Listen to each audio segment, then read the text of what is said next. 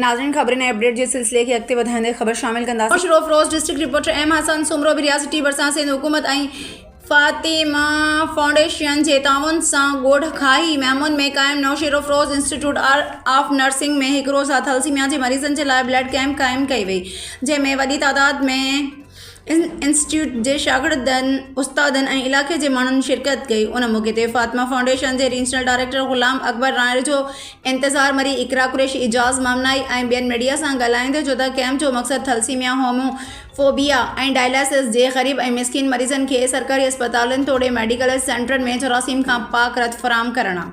उन लाइ असांजी टीम मुख़्तलिफ़ शहरनि जे स्कूलनि, इंस्टीट्यूट, कॉलेजनि ऐं ॻोठनि में वञी साफ़ ऐं जरासीम खां पाक रत करे अहिड़नि मरीज़नि खे ॾींदा आहियूं जेके रत लाइ परेशान हूंदा आहिनि। उन्हनि वटि रत ॾियण लाइ को बि माण्हू मौजूदु न आयो हूंदो। हिननि अपील कंदे चयो त उन अमल में असांजो साथ ॾियो त जीअं मरीज़नि जूं जानियूं महफ़ूज़ रही सघनि। उन मौक़े ते रीजनल डायरेक्टर तरफ़ां नो शरोफ रोज़ इंस्टीट्यूट ऑफ नर्सिंग इंतिज़ामिया जा थोरा मञिया।